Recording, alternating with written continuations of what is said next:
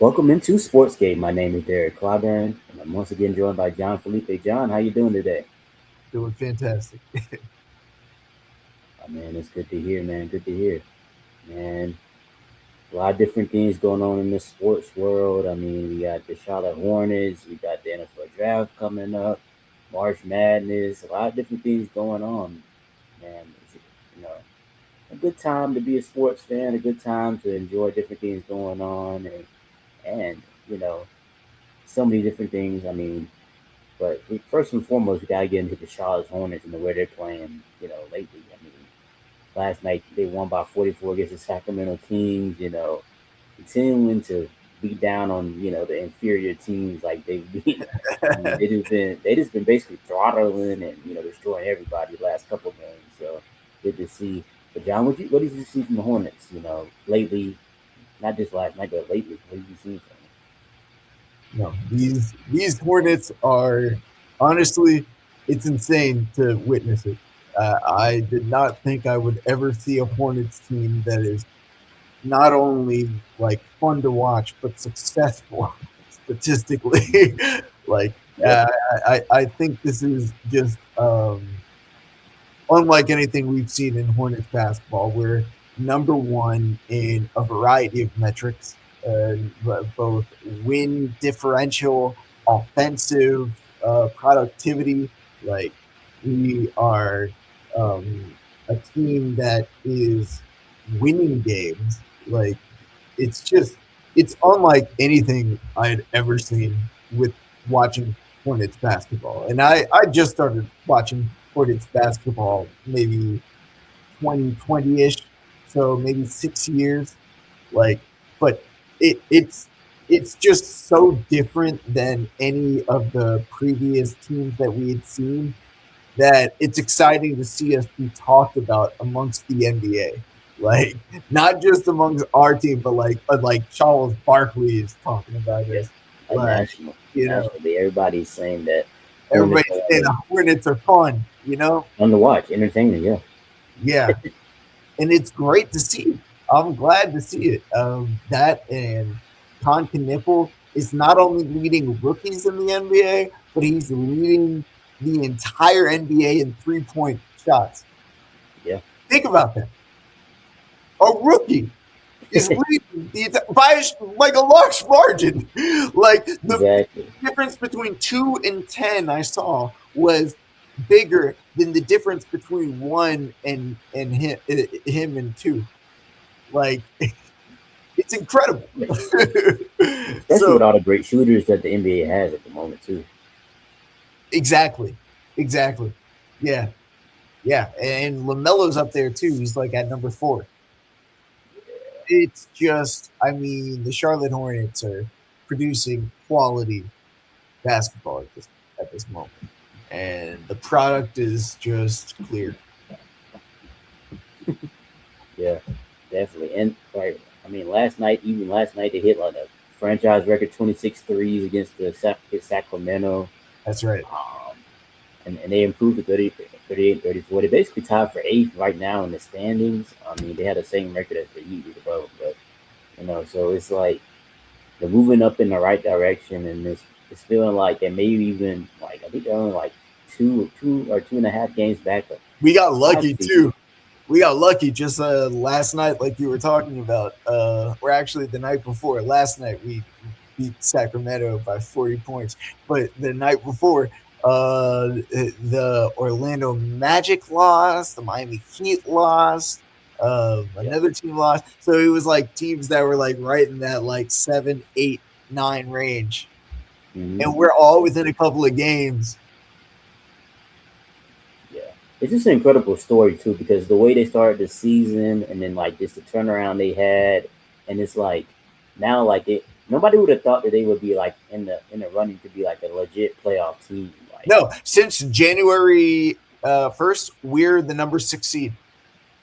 yeah, so it's just crazy. I mean, it's great to see. I mean, I love every moment of it. It's like every night. It's like the Hornets are playing. You gotta watch it. I mean, it hasn't been like this in like ever, really. I mean, you always watch the Hornets every once in a while, but like now it feels like must see TV. You know, 'Cause you always always want to see that high powered offense. I mean, the defense, everybody's flying around. I mean, this is great to see Yeah, absolute cinema. for sure. For sure, it's crazy. Like the last four wins, I mean, they won like they beat last night. They beat Sacramento by 44, which is crazy. Um, And at one point in the second quarter, it was like 55 to like 40 something. So like they built the lead, and Kobe yeah, White, your guy, your UNC excellent. guy, like he was just talking about post game. He was like, "This is a dangerous team. Like Hmm. I've never been on a team this dangerous. Like it could be like 0 to 100 real quick." That's what, Oh yeah, he didn't say the 0 to 100 part, but that was pretty much the synopsis, like the hypothesis of his statement that he made. yeah. Kobe White's been great for him off the bench. I mean, his scoring punch off the bench. I mean, he fits right in. I mean, it was like a seamless fit for him to come in and just be able Perfect. to produce. Yeah, I mean, it's I mean, great to see. his ability to be on ball, that's the thing. Like, it makes me sad because Colin Sexton was such a force, like as Hmm. a personality, as his effort that he plays, play in and play out. Like, Hmm. but Kobe White's different in that he could be a substitute for LaMelo and have flow with the ball. Like he can Yeah, have the ball as the one and create for others. yep, Like it's a different thing than like being like a slasher, like a yeah, force. yeah. Yeah, Colin Sexton was more like kind of like connective piece offensively. Like he would move the ball more, and he was like hitting a wide open shot. Like Kobe, he's getting the ball, he's creating for himself, he's creating for others, he's going full speed. I mean, he pushes the pace. I mean, it's just a different feeling when he comes in the game. And honestly, Colin Sexton would be better for some teams. Like Oh some yeah, teams need a Colin Sexton, oh yeah, for sure. but like we needed a Kobe White. Yeah, just the extra boost off the bench to be able to score like the way he does. I saw this And one he's stat where he awesome. has like, yeah, for sure. I saw this one stat where he has like 108 points in like the last 106 minutes that he's played. So I mean, he's been going like crazy. I mean, he's averaged 21 points over the last 5 games. Had 27 last night. Led the team in scoring. Good. Um, Yeah, that was very good. I mean, Although Khan had weirdly his like worst game of the year. yeah, he didn't have a great game yesterday. But I Yeah, I mean, think this just 5 goes to points. show how good the team has been playing lately. I know I know they're able because to we win. won by that much, and Khan didn't even have a good game. Like, Exactly.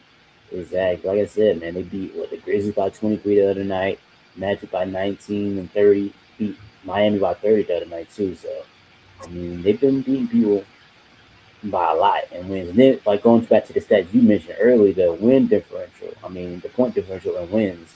Like I think I have it. Like I'm gonna show it to the people so they know it's real, so they can really experience it. But think about this: they have the highest average point differential in wins in NBA history at 18.1. wow, So they're it's beating beautiful. teams by 18 points in their wins this year It's beautiful by to average see. of 18 points. Yeah, that's awesome. Insane. I mean, Insane.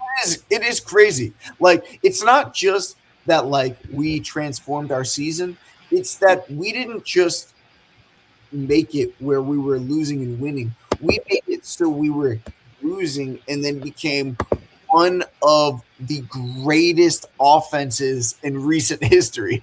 You know, Yeah. like And then like the line, it's starting to line up how many it games they've reminds won me. together. You know what it reminds me of? Like the 2015 Panthers that just popped off. Like Yeah. Yeah. I mean, yeah, because nobody expected it. I mean, people were probably. I think another thing, like going to the season, ESPN. I saw this thing. ESPN their prediction for wins. They had the Hornets at 23 wins this season. They predicted that they I was only mean going to that win that 23. wasn't a bad like thought. I mean, but think about it. Nobody even blinked the eye about it because it's like, oh yeah. I mean, they haven't been good in years, so nobody's expecting like, you know, greatness or even better. I mean, I said it went more than Yeah. but I can see where ESPN is coming from. They didn't expect this. They didn't know what was going to happen. But when you put these, put out there on the floor. LaMelo getting better. Brandon Miller playing the way he's playing. Khan, Musa, Miles Bridges, and then the bench playing as well as they have. The way they bonded, the way that the chemistry has just grown over the, you can just Musa, feel it. the crazy thing about Musa is the fact that he wasn't even the starter to start the That's right. season. Thank Yes. you. This dude was barking. Look at him. He's back. But uh, yeah, the thing about Musa, he wasn't even starting to like in the beginning of the season. To start the season, he wasn't starting. It was Ryan Kalkbrenner, a rookie, yep. That's and right. for him to come in and become such the offensive force that he's become. I mean, dude is undersized as a center, yeah, but he Absolutely. fulfills the role. He'll get those offensive rebounds. He will clean the glass. Like this dude is like he's picking up everybody's leftovers and creating a second and third opportunity. Like just because he's so scrappy and he'll take it. Like he's good. He's good. A lot of teams would love to have him, and he was Oh yeah, for sure. undrafted. Like this is Oh his yeah. second team. Yeah. I mean, he's one of the best rebounders in the league. I mean, just the way his effort, I mean, his energy on both ends of the floor is just anytime any team could use him. I mean, any playoff team could use him. I mean, he's an essential piece for the Hornets and what they're doing right now.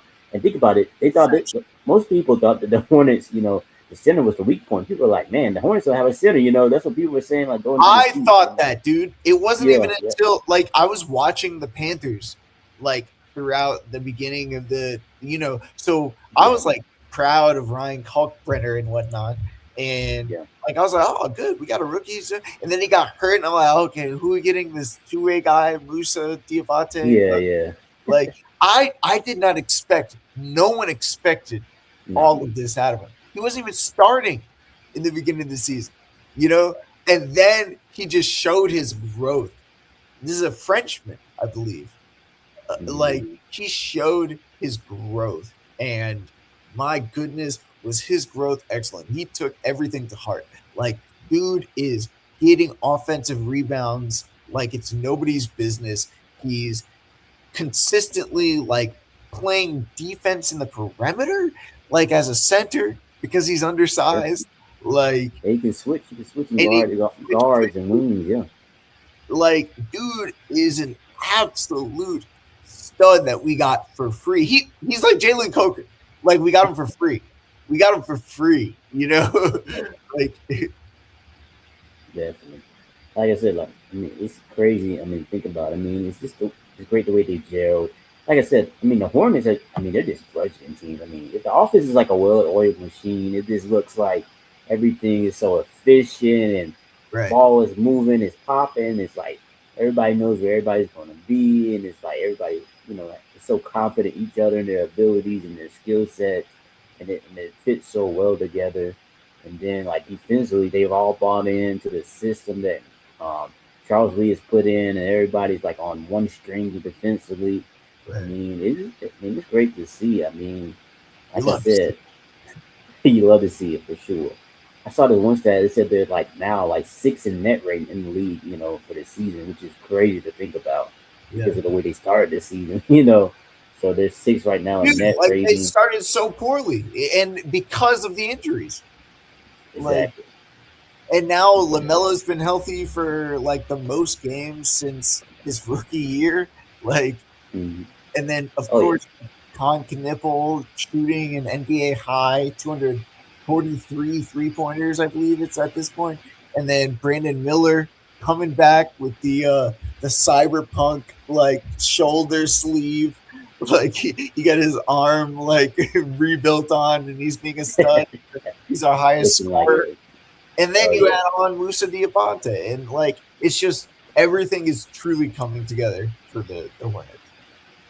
Oh yeah. At the right time too. I mean, you're peaking at the right time towards the end of the season where you're able to. When you're going into the playoffs and you want to be playing your best basketball going into that. And Right. that's what they're doing. But yeah, man, it's like I'm looking at this one thing. It's like Con Knipple, like the way he's been playing. I mean, like you said, the 3 point. If 3 pointers made. I mean, the points leading all rookies in points, and three field goals made and 3 pointers made. And it's like the way he's playing, PR, all the advanced stats is like all the like really great advanced stats like PR, like offensive win shares, VOR, I mean plus minus. I mean he's leading all that for the rookies. I mean he's just dominating and like really, cementing his case as a rookie of the year. I think.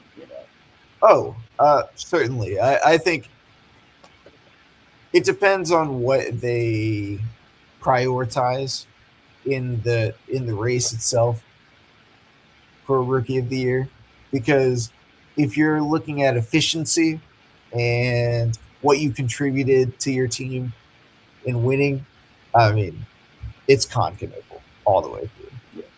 Like, and I think he's that's what they're gonna do. I think that's what they're gonna do. Just because I mean Cooper Flack's been good, but I just don't think he hasn't had the impact. The Hornets. Think about this: the Hornets were not even projected to be a playing team, and even after they drafted Conklin, but nobody think he was gonna have this type of impact on the he was the team. consolation, dog. We were like, dang, we just missed out on VJ Edgecombe. VJ Like, Edge, everybody wanted VJ. Everybody was like, man, everybody was like, Con, he's like in Con. his Everybody was like, first game, dog, he like killed it. His first game. yeah, yeah. I mean, everybody was like, Con, he's decent. He's like a complimentary piece. Like he's gonna be okay for him. But I mean, he really changed the overall team. I mean, he changed the feel of the team, the direction of the team. He Like just his ability changes everything, and it gives Charles Lee uh, the ability himself to flex his offensive creativity of what he can do as an offense when you have that many snipers at any point of the field. right, When you have LaMelo, you have Brendan Miller, and you have Con Kniffle, and you just have to figure out who to. And sometimes Miles Bridges, and then hmm Moose is up there, right, and Moose is always a threat at the glass. Like he, it Con Kniffle just makes the Charlotte Hornets offense function. He's the if the glue. LaMelo is the heart of the organization, he's the brain. Like he makes it work. LaMelo's the one that pumps the flow through it. Yeah, yeah. It Yeah. makes them play smart basketball, and then having that many creators on the court, guys that can, score on their own and also go create for others, and be a threat. Because everybody on the court is really a threat offensively. Other Yeah. than like, I mean, Musa really is around the rim, but everybody else is a threat offensively to For real. drive, to kick, to And then we get Kobe White off the bench, and then dog. Kobe White off the bench, you put him add into that, and he's also an offensive engine off the bench that can create Then for we have others Josh and for Green. himself We at an have elite Grant level. Williams. Like, Yeah, yo. Sion James has been playing well. Oh, I mean, Sion James, Ryan Kalkbrenner, who also is yeah, a glass menace. yeah. I mean, Dude, it's incredible to see what they've done, and like I said, Khan changed everything for him, and he changed. He put a team that is just a fun team, all like a kind of like a joke to people. Like, man, oh man, they're just fun and excited. They're not a serious team. To a, oh man, you gotta take this team real serious. Like now we got like, man, now this team's a serious playoff team and dangerous to anybody they play in the first round. They really push them to a legit series and has a threat to maybe even win the series. And then like not to mention what the future could mean. I mean, they not like to get a yeah, good draft pick. They could even go even higher next year, that's going what into I'm next thinking, year. dude. Yeah, Yeah. I mean, it's kind of like where the Panthers are. Just I mean, based off of this past playoff run, where Jalen Coker caught that crazy catch with Oh yeah. a couple minutes left to go. Like we were very close to advancing in a playoff game, and we have the pieces. It's just about let's just get one or two more. Like Yeah. you say, the draft with the NBA, that's I'm excited with the draft with the NFL too. Like just right there. Like just be able to have from the top down competent ownership, competent coaching, make sure everybody's on the same page, get a culture going. and then the sky's the limit. And I feel like the Hornets and the Panthers both have the sky's the limit right now. for sure, for sure. And like Lamelo Ball, I mean, the way he's been playing, I mean, the whole, I mean, this whole, I mean, demeanor and like people taking him serious, him playing winning basketball, which people thought he couldn't play, just to turn around in the way he's playing. I mean, it's been Everybody great always to says that. see. Yeah, I mean, Everybody always says last he night, can't play winning basketball. yeah, man, he just needs the right team around him. I mean, he's always been a winner from when he was in high school to like Yeah. now. I mean, you just need the right team around him. The right pieces. I think that's helping him. And I mean, having someone like Charles Lee as his coach, someone that could relate to him, also hold him accountable, but also push him to be the best version of himself.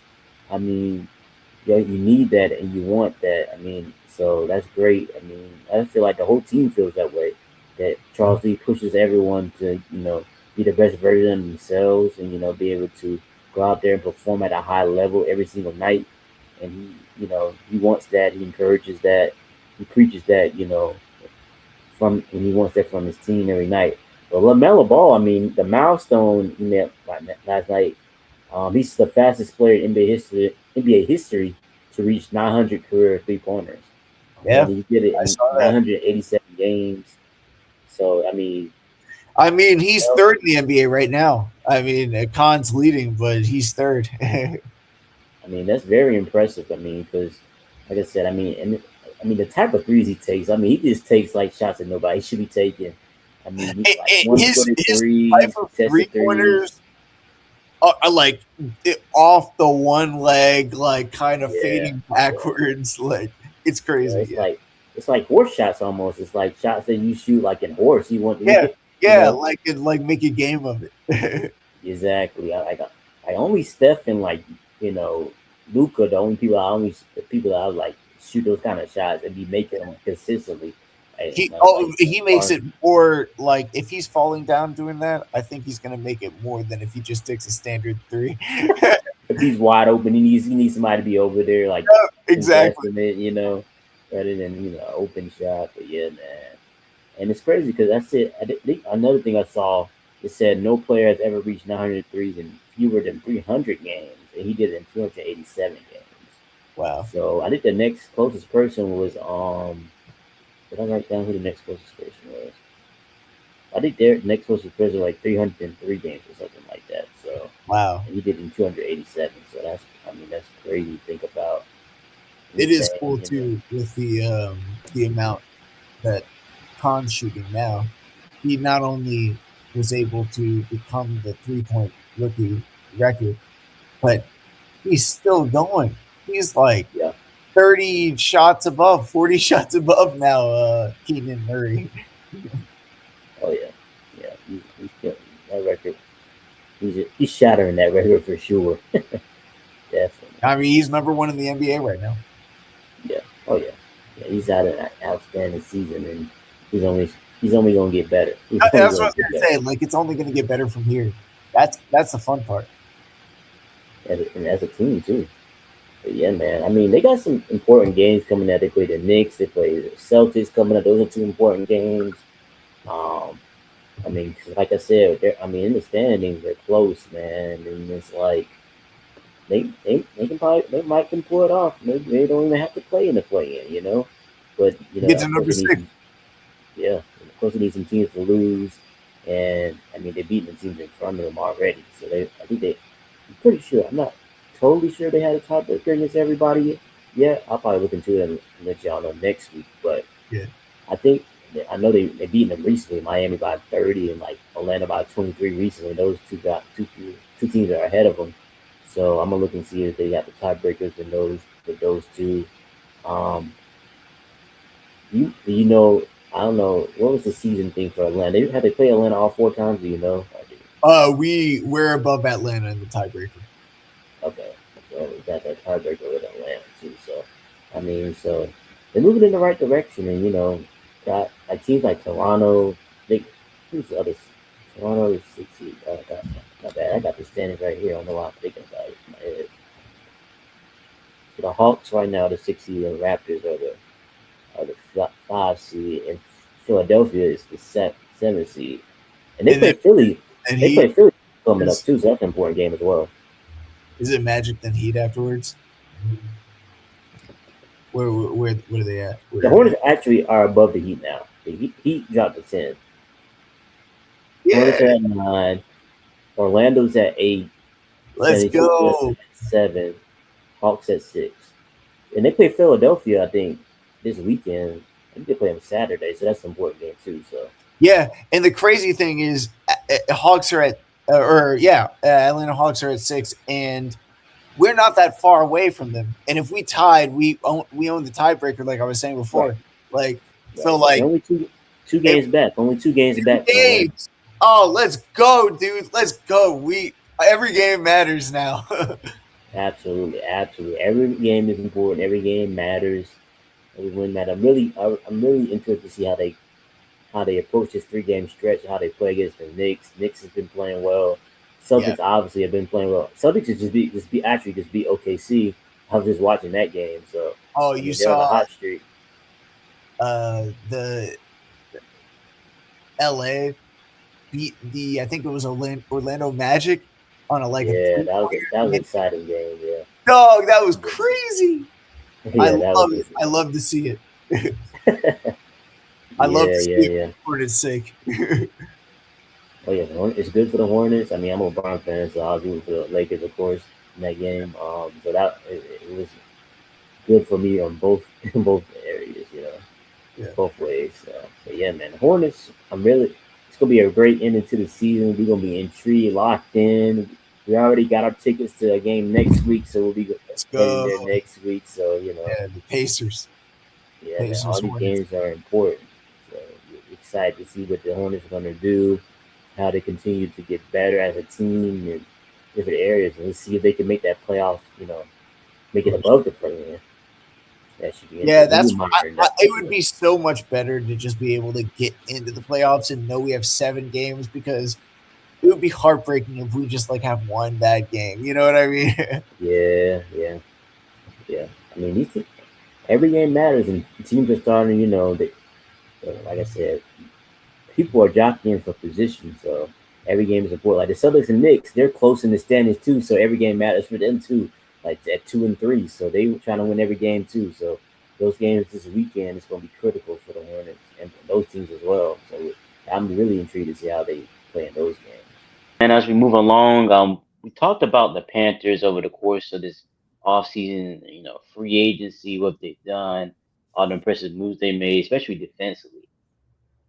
But with Jalen Phillips and Devin Lloyd, and then adding to what they already have with Derrick Brown, and J.C. Horn, and Mike Jackson, these guys, Nick Scourton, all these guys. But my question to you is, how good can this defense be next year? Like, do you believe they can become like top 10, top 5 defense? Like, what do you think the ceiling is for this defense next season?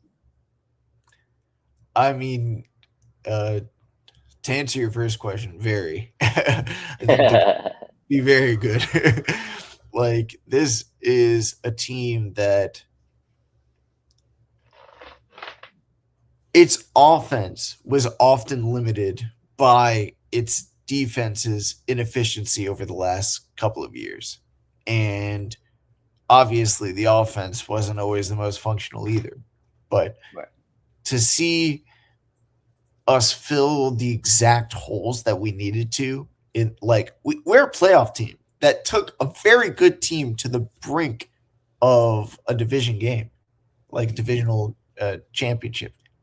Like, I mean, to to fill in our middle linebacker, our edge rusher, and I mean, just to plug in the gap with our injured Ike Ekwonu, like this is just a game changing free agency that we had in a way that's going to make this team substantially better than it was previously. Now, can we perform the same way? Who's to say? Any given Sunday, you know. Right. But on paper, we're substantially better already than we were last year, and we have to draft. So I think, I mean, most people agree that the Panthers won free agency, like for this year.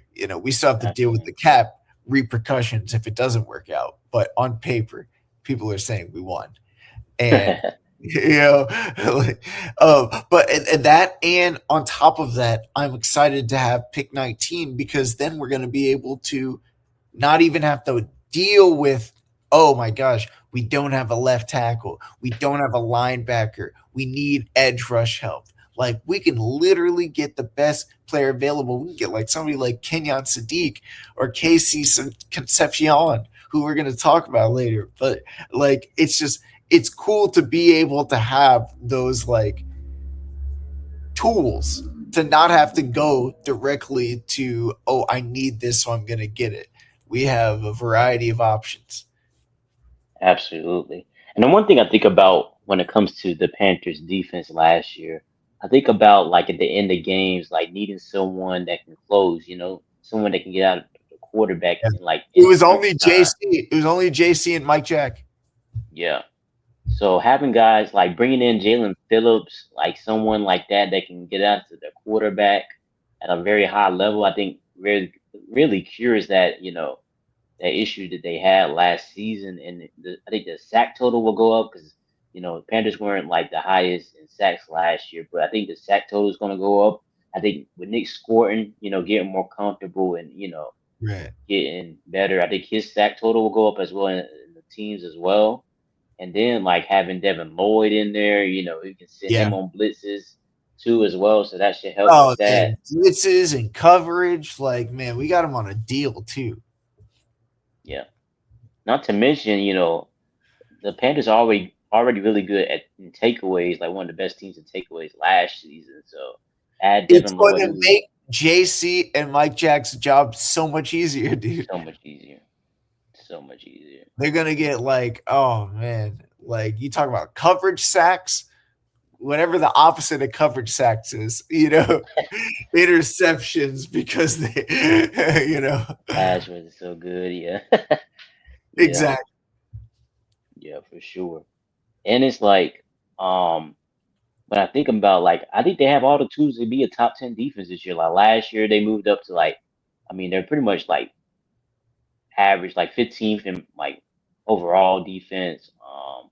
Well, which is a major jump from where they were the previous year, where they're pretty much almost last in most of the categories. So, Yeah, I I mean, we mean, were horrible. I mean, we were historically bad. right. So that's a substantial, jump in what they did from last year to this, the year before to last year, and then what they're going to do next year. I think they'll make another jump to be in a top 10 defense at the very least. To me, because I was looking at the teams, I was like, there's only like a few teams I really would take, like, definitely take ahead of them, like the Texans, the Broncos, like the Seahawks, the Patriots. You know, those are like really. I mean, when it comes, we talking about on paper, like talent, like those teams Oh like come yeah, to mind as far as like the teams I would definitely say are better than the Panthers. As yeah, far as and like talent. that's what's great about the NFL too, because it truly is any given Sunday. Like, Hmm. there, you can have the best team on paper or the worst, and win or lose any weekend. So it's cool to like the fact that now we're giving ourselves better odds, and we any given Sunday ourselves into a playoff spot. And people say, okay, it was because the Buccaneers lost, but we also beat the Rams earlier that season and the Packers in Packers. Green Bay, Hmm. like, and we came back against the Dolphins when they were still like not bad. Like, we had some really good wins that like put us in that position. Right. Hey, the Yeah. Falcons 38. Falcons. Yeah. Yeah. Yeah. Yeah. Yeah. And how do these moves you think like how much easier does it make Evero's job, putting the pieces together and being It's able it, to it it it's going to, because I have confidence. The thing I have confidence in Dave Canales about isn't his offensive scheme or the way he kind of game plans. It's his ability to connect with people, his ability to coach. Like that is where he's special. And I think Dave Canales is somebody that's going to be able to uh, just reach every whoa. What was the thing? I was making a point. Say the thing that you were asking before because I got too I deep was in the. saying how much easier does these moves make Evero's Oh, job? that yes, because he's a good judge of people and he believes in EJ Evero. That's what I was going to say. He believes in EJ Evero, and clearly he's not produced these last couple of years, EJ Evero. But the line has been he has this incredible structure of his defense, and once he has the pieces, he's going to be able to produce. Now he has the pieces, and I Right. believe he's going to produce because that's the point that I was making earlier. Because Dave Canales is such a great evaluator of talent, both coaching staff and player wise, and he believes in EJ Evero, and because of that, I believe in EJ Evero. Absolutely, absolutely. Like I said, we think that the Panthers are going to make that next jump defensively, obviously, as a team overall too. With the offense getting better, and we know, I mean, they got the draft ahead of them too, so they've already pretty much, you know, filled a lot of the needs that they need. I mean, that they had, going into the off season and free agency. So now the draft is just this, adding depth and just feeling like being able to have luxury picks. It's going Honestly, to be fun to have luxury picks. How fun is that? yeah, best player available, just adding to the team, making it better. Right? You know, So I think that's great to see. Speaking of the draft, man, we talked about it, but we're gonna look at one of these mock drafts. I mean, so looking at like this first like round mock draft, shout out to Underdog. Um, Underdog Fantasy, Josh and Hayden. yeah, I Josh love and watching Hayden. their things on Is YouTube. I mean, I think Josh might be a Panthers fan too. Actually, I Yeah, think he is. He's kind of like he's not like a like clear, not like a diehard, but he but roots for he them. yeah he follows the Panthers. Yeah, yeah, for sure. Um, but yeah, man, looking at this, mock draft. I mean, what stands out to you? What are you looking at? In this mock draft, it looks like they picked at 19 for the Panthers, Caleb Lomu from Utah. How would you feel about that? That would definitely be a little bit of a reach, um, based off of just the general synopsis of what's going on. Let me see what's going on in terms of who would even be available because I I would kind of be a little sad because I like KC Concepcion. He's become one of my draft crushes, and so if we reach for a tackle like that, like Lomu, and don't reach quote unquote for a receiver like KC, I would be a little disappointed in that. I can go as far as saying that's not going to happen. Yeah, yeah, yeah. Yeah, I'm looking at what transpires before and how. So it looks like Keon Sadiq, they got the Rams picking Keon Sadiq 13. Yeah, at 13. And I knew we talked about Dylan, the Enderman too. The Bengals, they got the yeah, Bengals he's taking going them at 10. higher and higher, dude. Yeah, yeah, that's interesting. So I if was oh thinking like it went like within the week of the combine, dog. It was literally like, oh, who's Dylan Thieneman? To like, oh, wow, he's mocked to the Panthers at 19. Let me learn about him. And then yeah, looking at his tape and stuff, I'm like, oh, that dude's good. I'm glad that he's going to be there. Or at Panthers at 19. I'm glad he's going to be there. And then ever since then, he never touches like anywhere close to 19. yeah, Like he just shot up instantly. I went from not knowing him to being excited about him to being like, we're not going to get him. okay. Next question. Yeah. So looking at the way this mock has went, who would you take at 19? Looking at the way the mock went, like So based off of who went afterwards, mm-hmm. I would say KC. Casey Concepcion. Okay, cool, Yeah. cool, nice, nice. Now, Yeah. is there a tackle that you would take at that point, or you would say, nah, don't even think Okay, about so tackle at that looking at the point? tackles that are available, Blake. Okay, so Blake Miller, Caden Proctor. Yeah, those are the two. It's like at that point, like I would hope we could trade back Yeah, because they're not really complete in a way that you would want for a first round talent. But I feel like KC is more complete as a wide receiver than they are at their position, although their position is very valuable. yeah. I Uh, wouldn't be. Yeah, yeah, go ahead. I would say I wouldn't be mad at that. Definitely. I mean, at that point, I mean, all the players that you really wanted. I mean, like Keon Sadiq, like Dylan the Inman, like those guys are all gone. So you might as well go ahead and take the luxury pick, Casey Concepcion, just to add to the offense. I mean, what he Spencer does. Faunow, he would have been the one that if we're getting offensive line other than Monroe Freeling, if he fell, like those are the guys that I'm like, okay, I would take them in the first round because they have first round tools. You know, Yeah, like the other for guys sure. have the capacity to be Jags. Just a guy. Yeah, So that's not the kind of offensive lineman that you want to take in the first round, especially when you have potential elite talent at other positions. You know, for you can sure. get a Jag in the second or third round. For sure. What? Okay.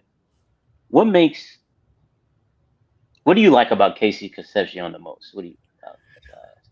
So what he brings to the table is somebody that is explosive in his change of direction and critical at the point of of the catch. So he's able to catch the ball, not only have the speed to make guys miss, but also have a little bit of strength, like to push guys off of him with the speed.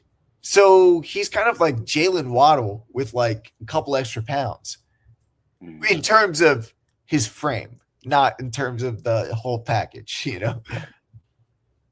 Yeah. For sure. I'm looking at this. This this mock is very interesting. I Yeah. What think do you this is the highest I've ever seen Malachi Lawrence bid in a draft. I ain't gonna lie to you. Like his stock is really going up. Yeah. Like the defensive end from edge rusher from UCF. Yeah. I was hoping he would like me and some friends have been talking about. We hoping he dropped to the Colts in the second round. But Oh, looking this. at Hey, that's the same way I feel about Jacob Rodriguez, the linebacker yeah, from Texas Tech. yeah, Malachi Lawrence is someone that I think I would love the Colts to get in the if he would have dropped. But I mean the way I've seen a couple mocks with him in the first round, like lately too. But Yeah, this is definitely the I, highest I've seen him. I think this wouldn't happen. Like I'm looking at some of these picks and I'm like, no, this wouldn't happen. The Panthers wouldn't have taken Caleb Lamu if that's the Yeah, like for it. Yeah. yeah, I think they were a little bold with some of these picks for sure. Like Yeah. thinking about it. Ooh, Well, but I'm wondering if they think this is like what they would do or like what they think is going to happen. You yeah, know? it probably might be what they would do though. Yeah, In my that's what I'm opinion. thinking. Yeah, because I don't think it's what the teams would do. Yeah, I was what I say. I was like, there's no way Because why would the Giants pick Jeremiah Love? I don't understand that too much. they wouldn't. I'm gonna say I don't know if I honestly I don't think they would pick Jeremiah Love. I mean Jeremiah Love is a great player, but I don't think they need him. You know. A run in that position. Yeah, Yeah, I mean yeah. they have. Arvo. I mean, it is cool to see Arvo Reese and Sonny Styles. I don't know. I think the Titans would be more likely to take Jeremiah Love than the Giants. Yeah, yeah. I think And David Bailey at 3. All right. yeah. I think they would be more likely to take Carnell Tate than Jeremiah Love. Honestly, the Giants. You know. Yeah, to get. Oh my gosh, that would be the perfect number 2 to homeboy. Malik Neighbors, yeah, Yeah. for sure. For sure. Yeah. Browns definitely need an offensive line, so I'm okay with that pick. Don't Washington getting Caleb Downs. I mean, you never Caleb Downs is a great player, so I can't be too mad at that. He's probably like one of the top players in the draft. He just falls because of positional value. Absolutely. I mean, some people are saying you shouldn't probably take a safety that high anyway. Because it's Yeah, not like a premier position. yeah, Like a exactly. receiver or quarterback. Or Not offensive tackle. it's split. I think it's at this point it's just value because Hmm. I mean, really, who would they take? Like at that point, I feel like that's the most elite talent they could have, and Yeah, then figure out other things later. yeah, yeah. It'll probably be like either like maybe they would maybe Bain or Caleb Downs or Carnell Tate. Yeah, That would probably yeah, be their Bane. options. I mean, but I don't know. It'll be difficult with Bane with his little T Rex arms. No, I'm kidding. I'm just kidding. That's what people were saying about him. For sure. Carnell Tate to the Chiefs, that would be tough. That would be tough. Oh yeah, that would be horrifying. I would hate that. I mean, him with Patrick Mahomes, that would be I would hate that. That would suck so bad, dude. tough. They would finally have a good receiver, like Yeah, one that isn't like a like gimmicky, troublemaker. yeah, gimmicky or like dealing with off the field problems. Exactly. Yeah, yeah. I can see why the Bengals take the Inman. I'm pretty sure they would probably be hoping that Caleb Downs drops that position, but. Yeah, they're gonna get. I think. Yeah, that makes perfect sense. They really need a safety. I think they would really take one of those top two, which sucks because I just told you about how I was like I didn't even know who Thieneman was, and then we were mocked at like getting him, and I was like, oh, cool. And then now he's just not even coming close to the Panthers anymore, or at the very least, he gets down to 18 in Minnesota, and they're trying to replace Harrison Smith. Yeah. What do you think stands out with him, like the Inman? I mean, Just the raw athleticism and his coverage ability at the same time. Like he reminds me of the Christian McCaffrey of safeties. He just has mm, an athleticism that is relentless, a motor that's relentless, and just a great feel for space, which is things that you want on on can both do sides. different things, can move him around and do different things as well. Yeah. Yeah, yeah. I mean, he's not gonna get somebody in man coverage, really, Yeah. Yeah. but he's going to be able to prevent plays from happening and just kind of be able to understand what's going on, prevent the plays from happening, have the speed and the athleticism to close in.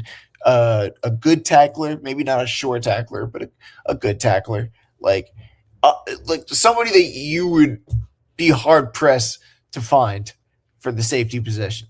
So like that's why I'm like I'll take him, even if it's the first round. I'll take him. Absolutely. Absolutely. The Dolphins taking a tackle, I can see that. They definitely need offensive line help Yeah, for sure. The the Cowboys taking a tackles. Let me see. I feel like didn't it's see. Francis, the one from Miami. I don't know how to say the last name, but Oh, Magua, I think. I don't know how to pronounce it either, but I've seen it. yeah, yeah, he saw it. I've heard people say that he's but like between him and Monroe Freeland, I've heard like those are two top offensive linemen in the draft. I've heard that. Yeah, see, homeboy, Magua, it's a arm length thing too. Him, Mm-hmm. Spencer, Fanow, like, is there another? Monroe Freeman, no, he's pretty solid. No, Yeah, yeah, Monroe Freeling is like he's the yeah, opposite. yeah, yeah. Like He has that if trait. you Yeah, put yeah, them two together, that would be the perfect offensive tackle prospect, yeah. like because they have the ability to be quick and understand and like be in space. And Monroe Freeling is just a oink, like a big Right. strong man, just like comes out and like doesn't really flow as much. Like he's good, but he just looks a little awkward rather than understanding what you're trying to do and doing it and having the tools to do so. Yeah. So Mhm. I feel like it's going to be a different thing. And then Francis, I'm honestly not sure of his game either. Like I think he looks like he could be either a stud or maybe a not, maybe bottom of the roster guy at the end Yeah, when it's all said and done. Like it's difficult sometimes to tell these offensive linemen. yeah. I've heard there aren't as many like sure things at offensive line in Yeah, this draft. that's one thousand Like, percent. That's why I don't want to get one unless maybe Spencer found out comes down. I think that would be one that I would take just because he's good at everything and it's just his measurables that mhm, people are saying.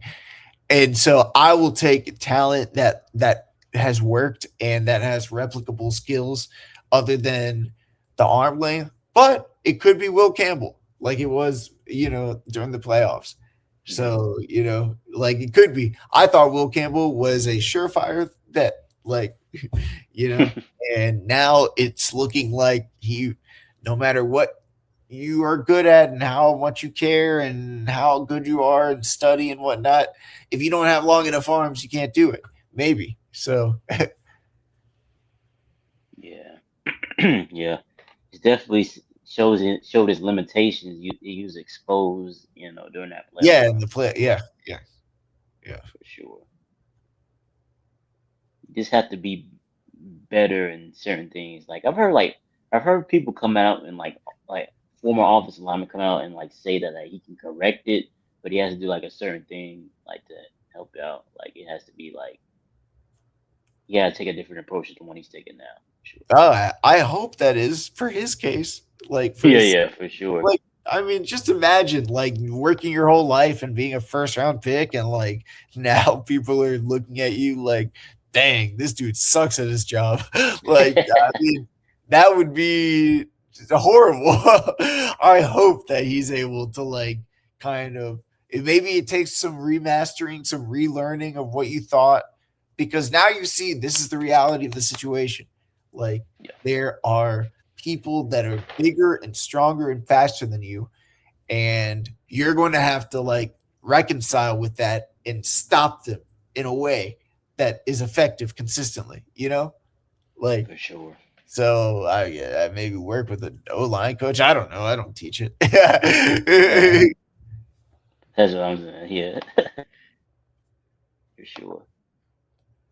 I think the next one is like the Cowboys picking Mansour Delane. Obviously, they need defense and cornerback because they lost Trayvon A Diggs. lot of They for people are sure losing saying that. they like Jermod McCoy's tape better than Delane's tape. Jermod McCoy's 24 tape better than Mm, Delane's 2025 tape. But okay. the problem is Gerard is falling purely because of this past season not playing at all. Got you. Got you. Obviously, Kenyon Sadiq going to the Rams. That would be tough. If the Rams got him. That would be tough. That would be a Yeah. problem.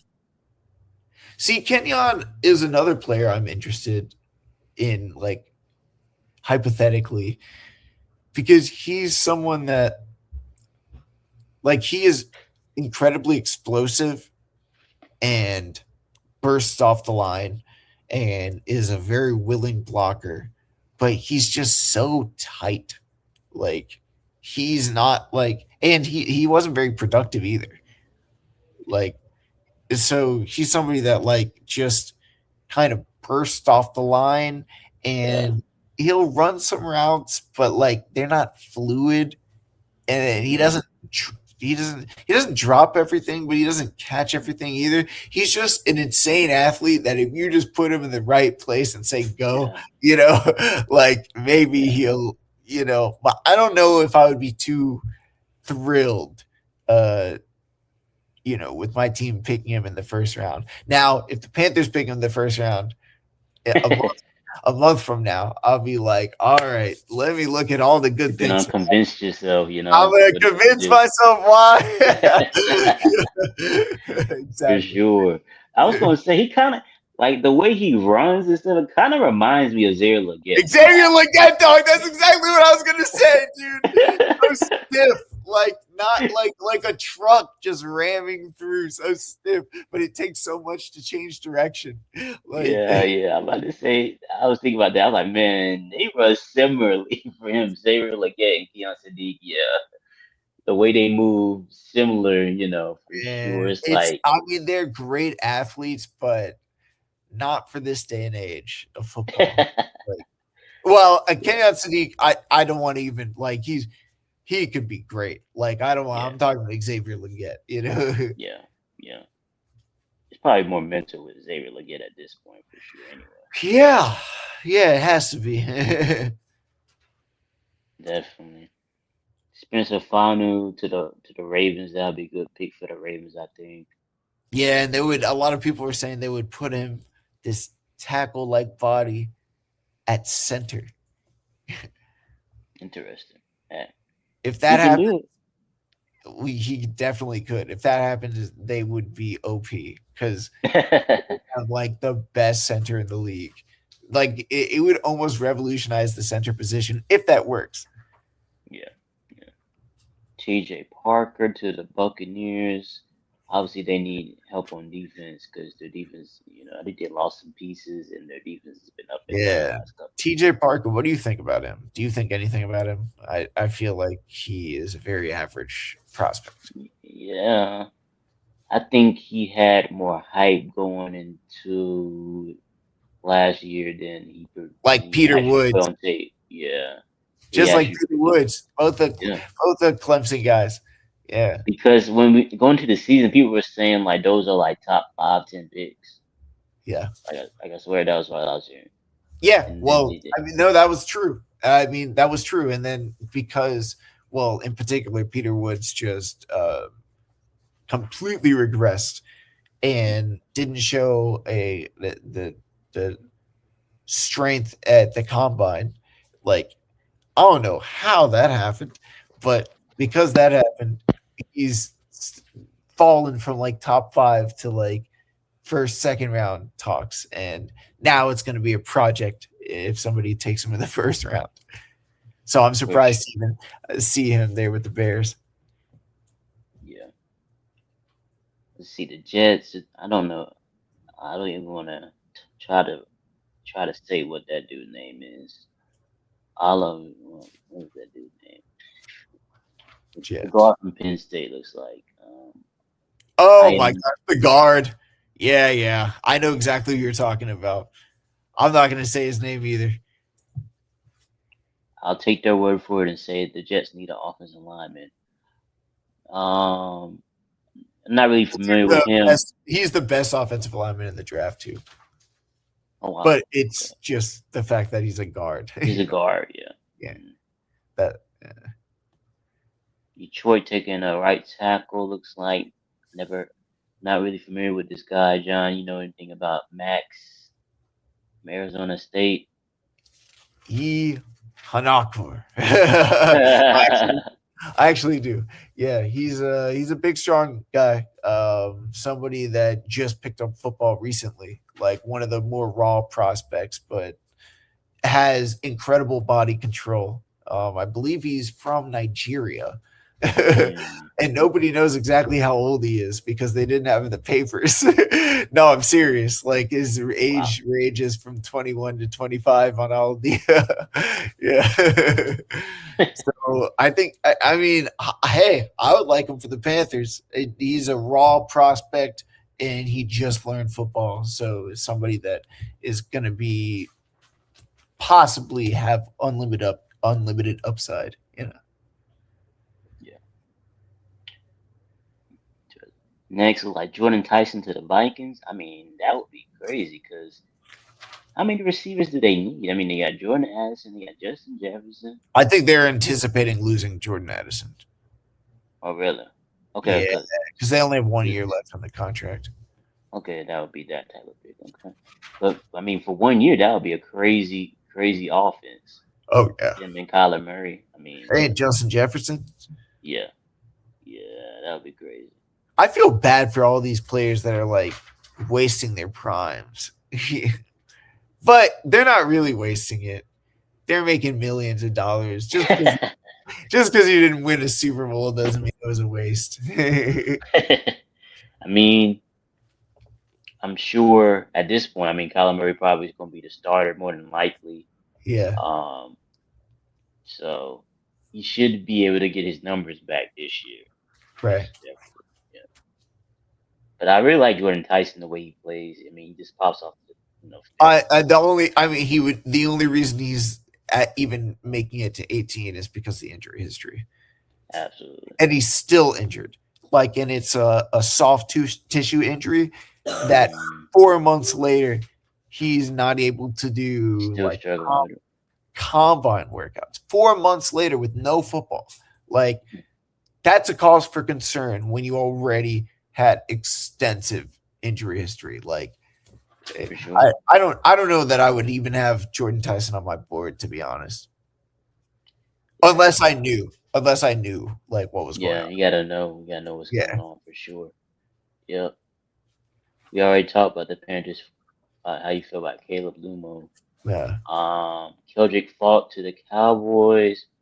Interesting pick. He's a run guy, run stopper. A Yeah. big defensive end that really should move inside into a 3-4 scheme. Yeah. Yeah. That's what I was thinking. I was like, I was like, that doesn't really move the needle for me as far as like, as far No as pass rush upside. yeah, that's what I'm thinking. And I was like, dang, the Cowboys need something better than that for sure. Yeah. Although Jerry Jones does say stopping the run is important, that's what he told us, when he traded Mike That's how you yeah, exactly. That's how you report it because Jerry knows what he wants. For sure. Con Lemon to the Steelers, that would be interesting. We don't know who the quarterback's going to be though, so I don't know if I would like That would be hilarious if they get the guy, that. the guy that does if the Steelers got that after Antonio Brown and dude that does the TikTok dances, Juju, and Deontay Johnson, and Clyburn, Chase Clyburn, like they would have a history, and George Pickens, they would have a history of just like the diva receiver, Characters, straight characters. right? That's But yeah, funny. I mean, he's definitely a stud of a receiver. He's a little smaller than JSN, but I think he has the capacity of being an elite slot receiver, and Definitely. especially against zone coverage, like soft zone, like he finds the spaces and he's willing to take the hits. Sometimes he shouldn't take the hits. Sometimes he can. Like he catches He's a, everything. Like looking at his, oh he catches everything. Looks oh amazing. yeah, oh yeah. No, 1000%. Like he's somebody. I was making a joke about the hits, but he's Oh yeah, somebody. yeah, yeah, for sure. he's, Yeah, he's somebody that is going to be a very productive receiver if they put him in the right system. absolutely. I think we talked about Malachi Lawrence a little bit. Um, Omar Cooper Jr. I mean, I like Oh, him Mark too. Cooper. Yeah, that's he's similar a little bit to DJ Moore. Yeah, yeah, for sure. Kind of not really a route running specialist, but somebody that you put the ball in his hands and he's gonna flourish. A little smaller than DJ Moore. I feel like all these receivers are like around 196 pounds. Yeah, they're a little smaller. Yeah, for sure. Yeah, a little smaller. All the top receivers, at least. Um, Hmm. but I love his yards after the catch ability. I mean, just incredible. Like just being able to catch the ball and go. They're guys that have some straight line speed, not necessarily burners, but like some straight line speed. The ability to like kind of break something off. And the biggest thing is you can kind of create ways of getting these guys in open space and watch them flourish. Like Oh yeah, that's and that's what today's NFL is becoming. A lot of absolutely. those yak guys, a lot of slot receiving, and these guys are going to be masters at that. That's why I kind of want the Panthers to take one of those kind of guys and have T Mac and Jalen Coker like both on the outside, and then Yeah. getting somebody like a Casey Concepcion in the middle. Hmm. Like, oh man, like That'll be tough. it would be That'll be tough. nasty, dude. It'll be crazy. And a It lot of would. people are forgetting. A lot of people are forgetting, but I'm not forgetting. Jonathan Brooks is coming back too. A And lot of people are forgetting that. A lot of I people are know forgetting. they're sleeping on Jonathan Brooks, but he was my favorite running back in that draft. Hmm. And for him to come out and do incredibly well and then get hurt, I know he's coming back with a vengeance. Like, as long as he is able to play even 90% of what he was, and stay healthy, it's a completely revamped offense. Oh yeah, for sure, sure. Especially Something with that. Casey Concepcion. Oh yeah, I mean that would be a great pick for the Panthers. I mean their Yeah, offense would be so dangerous. so explosive. I mean Bryce would have weapons everywhere. He can do different things. I would really like that. Yeah, and Rasheed Walker's coming in, and he's a better pass protector Oh than yeah. Icky was. Like, dude, so if Bryce has more time, oh, it'll be incredible. For sure. We talked about Peter Woods. We talked about Jeremiah McCoy. Yeah, A- Jermod, I did say J. Avion Terrell. He's an interesting prospect. Brother of AJ Terrell. So That's right. He's a little smaller.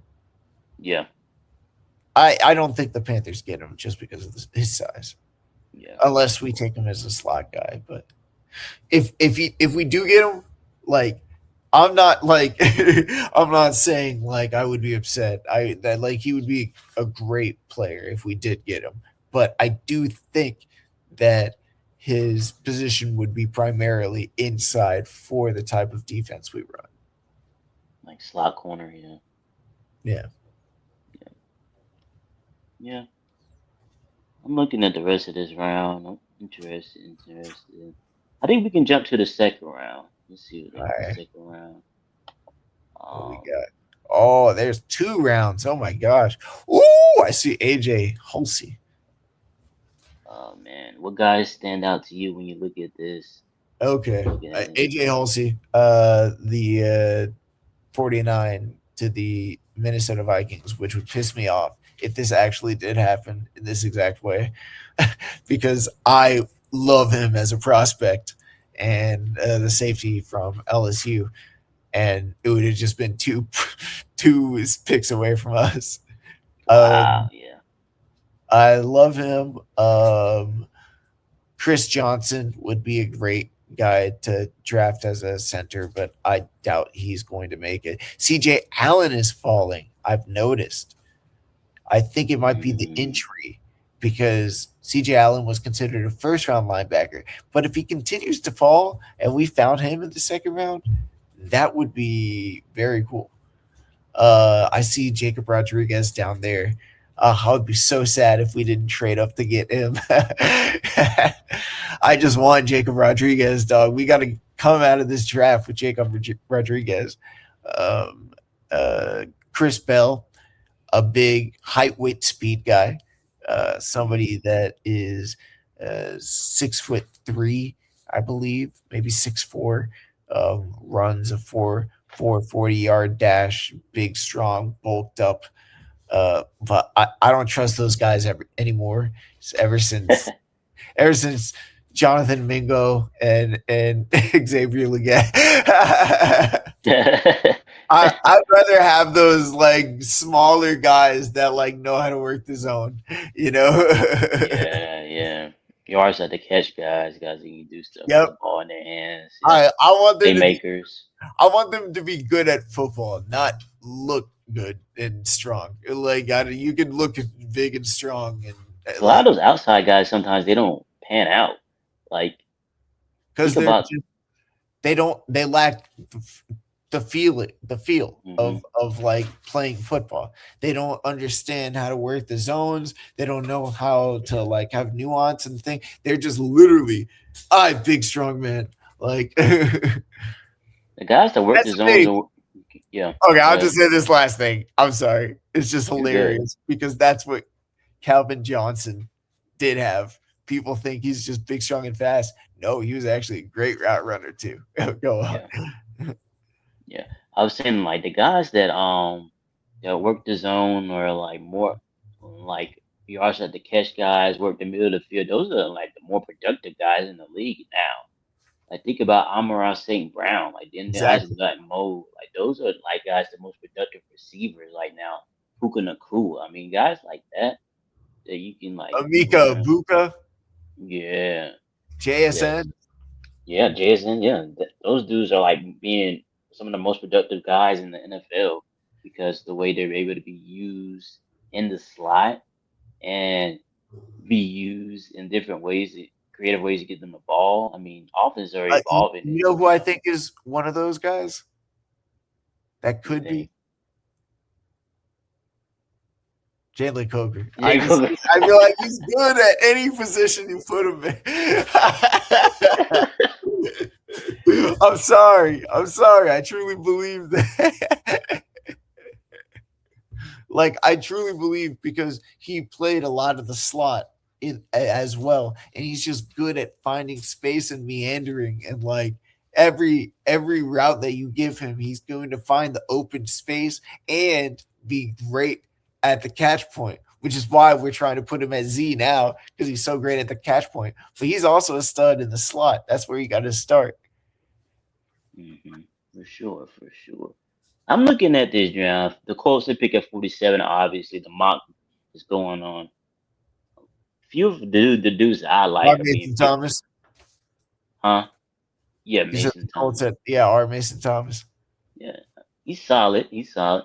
But a few of the dudes are going right before him. Like I'm looking at C.J. Allen, a linebacker. I would love to have C.J. Allen the way he plays. I mean, all over the field, guy that you know, you can. I mean, he's just everywhere on the field, making plays, impact plays Dang, all over the dude. field. I'm looking at the top half of the second round.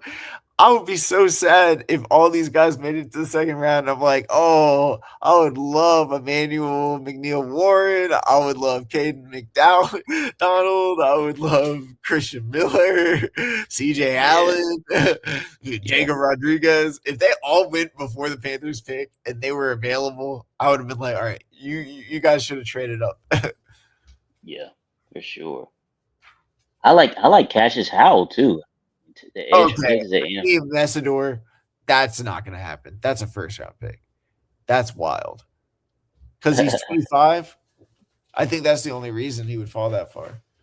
Yeah, Okay, well, what were you saying, Cassius Howell?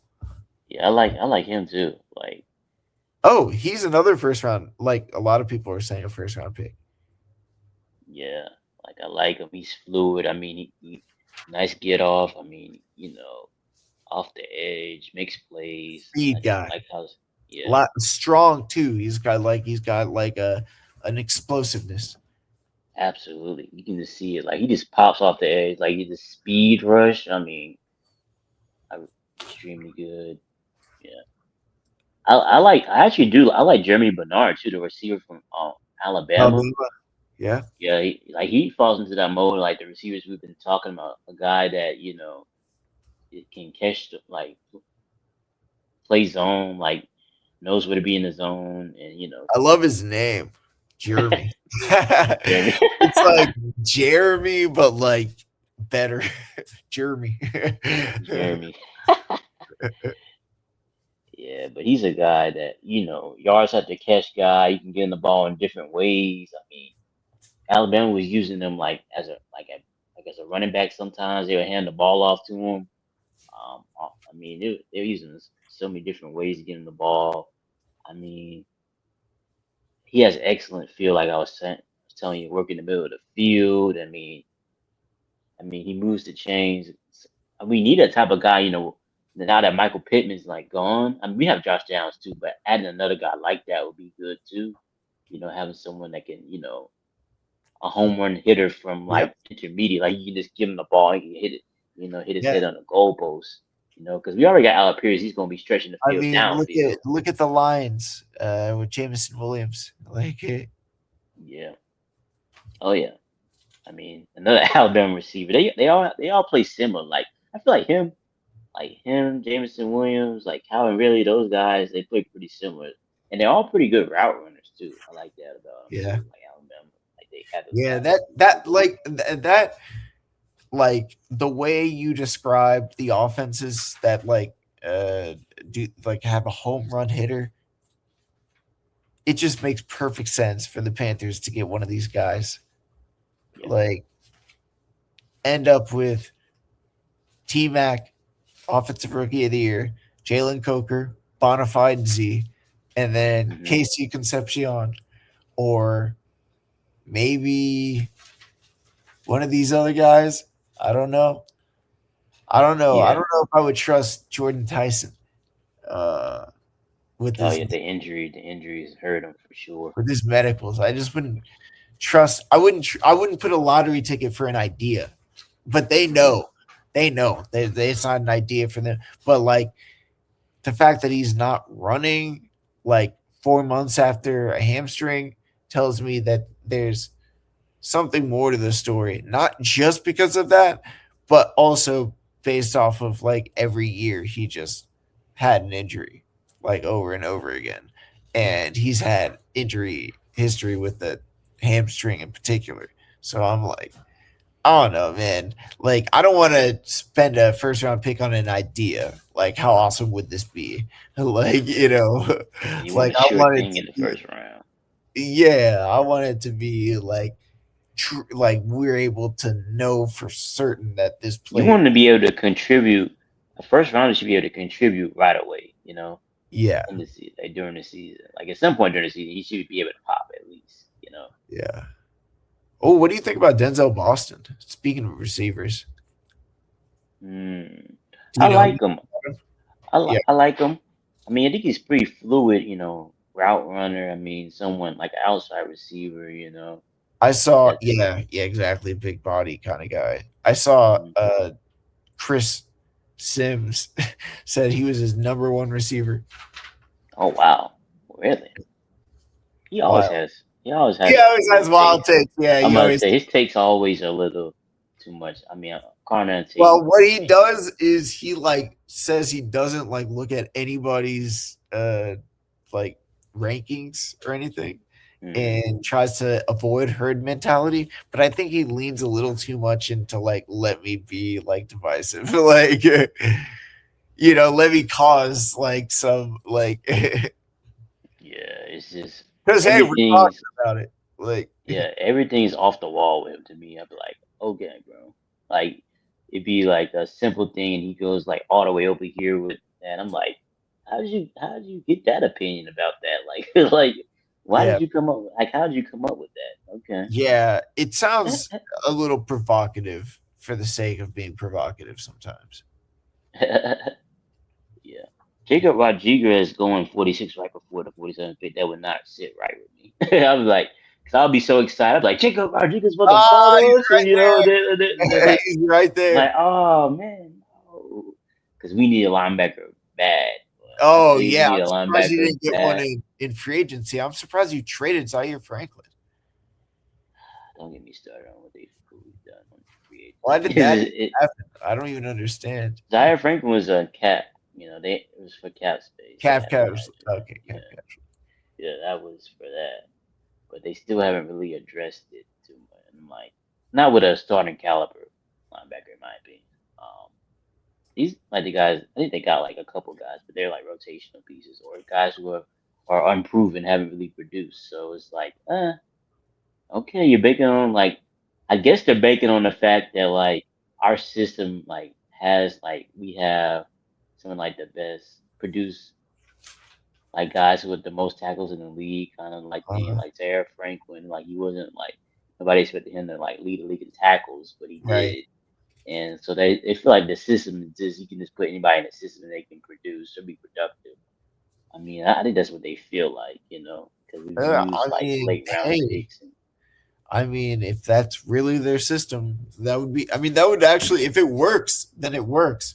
But a yeah. lot of systems, it doesn't work, and in EJ Evero's system, it does not work. You need your linebacker to be good. I mean, I'm not. I mean, we probably should be decent at time. I just want somebody that's good at coverage as a linebacker. You know what I'm saying? Like we can't. Like last year, it just made me so angry watching tight ends kill us over the middle, or like I'm like or dudes like That was the Panthers with Christian Rosenboom I just saw he signed with somebody else recently. with the Buccaneers. Yeah. Yeah, with the devil, he made a deal with the devil. Yeah, but I was like, man, I'm so frustrated because I'm like, our linebackers do not they be killing us over the middle of the field. They be out of position, bro. I was like, bro, come on, man. Like, we need a linebacker that can cover. But Jacob Rodriguez will be perfect for our system in that way. Oh, So if dude, he you know does, what I like I'll be too? awesome. Uh, Jake Golday, from Cincinnati. I see he just made it past 55, pick 55, past the Panthers. Oh wow. Oh, again, I don't think we would take D'Angelo Pons over Jake Golday. Like, I just don't see it as. I feel like this is a fun like draft, but you can't know everything about every team, you know. Yeah. Yeah, because I'm like Which looking at some of them and I'm like, no way these teams would pick these. just thinking about it. Do you even think they're gonna take a corner that like in the first three rounds? Like, do you No, think that? I no, don't think the Panthers even need one like that high. no. It's we don't, and we have Chris Thornton too coming back, undrafted free agent. Um, the only way we would is if it's like uh Terrell from Clemson. I think maybe we'll think about it because he's such an elite prospect, even though he's a little Mm, smaller. yeah, But if he's there, we'll think about it. But besides that, unless something falls to us like that, we're not in the first 3 rounds. You know. right, for sure. I'm thinking like if Jacob Rodriguez isn't like there at 47, I'm thinking I'm okay with us taking like an edge or a receiver at 47, and then like in the next round getting Do like you like? hopefully Oh, okay, we did. All right, you talk about how average our Mason Thomas was. yeah. But yeah, I'm okay with getting a receiver or like a edge rusher at 47, and What then about Derrick next Moore? Do you know anything about him? Derrick Moore, the edge from Michigan. I don't think I know anything about him. Yeah, I just recognize his name. I was just seeing if you did. I'm gonna say I don't think I've gotten to him. I said, I like Cassius Howell, Oh like yeah. like Malachi Lawrence. Like those are guys. Oh Like yeah, yeah. So those are those, those are athletes. absolutely. Like at the edge, we need somebody like that. Those guys for sure. And then like linebackers, I'm looking at that. Like I said, receiver or edge, like at the 47, and then maybe the next one we can just get like Anthony Hill. Um, Oh, next, where's Anthony Hill going? Do I you don't see think it? they don't. I don't even think they have him going in the second round. Wait, did he not go in the? Did he go in the first? I don't remember seeing him in the first either. All right, that's wild though. If that's true, they just forgot him. They just forgot about him. Yeah, because He had to go in the first, unless they forgot about him. Like yeah, I can pull up the other one real quick. He's not on here. no way, they forgot about him. They forgot Yeah, about him. That's the they only way. had to. Yeah. They had to. So I really like Anthony Hill too. Like I would say, like Jacob Rodriguez, Anthony Hill, one of them guys. You got to get one of them as a linebacker. Romello Height. I remember him too. Yeah, Mike Washington. People are getting high on him. Oh, I there's one name that I actually have a draft analysis for Eli Stowers from the tight end from Vanderbilt. That dude Mm. is a stud slot receiver, but he is not a tight end. But I would love to have him on my team still. Yeah, I think he was one of the guys that was a standout at the combine too. Oh yeah, he was incredibly explosive and athletic. Yeah, Yeah, yeah. yeah, yeah. And but the thing is about him, he's not a tight end. Like he was on the field for like I forget the exact percentage, but it was like less than 50% of the running plays because they just couldn't have him on the field because he can't block. Can't block. Yeah. Hmm. So he's just like a slot receiver, but a plus slot receiver. Yeah, And at that point it's like, all right, why not just get a receiver for real? Like yeah. You might as well at that point. You might as well. but I like him too. I think there's a lot of good things in his game, and he's still big and strong, like relative to a receiver. So like, there's plus sides to his game. For sure. For sure. Yeah, man. But I'm looking. I'm like, okay. Yeah. Yeah, this market is interesting. Definitely, like I said, definitely bold with some of the moves they made. You know, No, the fact that AJ or not AJ Anthony Anthony Hill. Hill is not there tells me they just kind of threw this together. Because like some of them, I was like, "That's interesting. Why would they do that?" But now I'm just thinking, all right, they had to get something out. Like Yeah, I think they've done like a few mocks, so maybe they're just trying to do something different do from the something other ones different. they've done Yeah, before. You know, they don't want the same ones kind of out there. I feel They that. just want their bolder ones. You know. Yep. Or not thinking. For I like the bold interpretation too. sure. For sure. Man, but yeah, man. It's very No. interesting to think about these, how it's gonna pan out, how it's gonna transpire. Oh yeah. Like I said, man, we got some guys, like I said. In the second round, there's actually some good guys out there that I I hope know drop. a lot of guys fell. I hope drop to us, like in the real draft for sure. So I'm There's like, no way. I don't know that Akeem Messidor, Denzel Boston, maybe CJ Allen because he's been falling a little bit. But no, Cassius Howell, like you were talking about, Caden man. McDonald. Cam McDonald's Um, nice too. I like him too. yep, I know he's a great run stuffer. He's just kind of a middle. You know what he is. It's not like you're Mhm. shooting for upside. You just know what he is, and that's a defense can use that. Um, Absolutely. I like AJ Halsey. Okay, maybe the second half is like more like normal, like second round guys, but like there's a lot of people that have been mocked in the first round in the first half. Yeah, yeah. Ty System going to the Cardinals, I can see that. They don't have a quarterback, so I can see that. Oh yeah, And then Emmanuel they got McNeil Warren would be very interesting. He was somebody that was at the top of the yeah, safety yeah, I heard rankings. about him. Hmm. Not, I mean, obviously below Caleb. Caleb, I was Caleb about to say Downs. Josh. That's Yeah, yeah.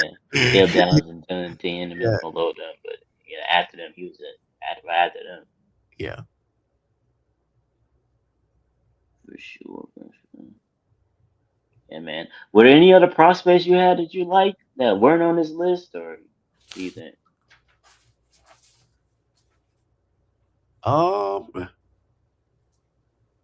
Seeing all these names. Honestly, no. I feel like we covered the guys that I were like. I mean, people know now. Like, I'm a big fan. If we can get that 1-2 punch of KC Concepcion and Jacob Rodriguez, I would be very, very happy with that. That would be a haul right there. That would be a haul right there. That would be perfect. But I Yeah. do like guys like other linebackers like Anthony Hill Jr. and of course the Cincinnati guy I was talking about, Golden. Yeah. So I feel like there's a variety of players that we can add and plug in, Hmm. especially at 19. But I feel like all these guys that I like, Yeah.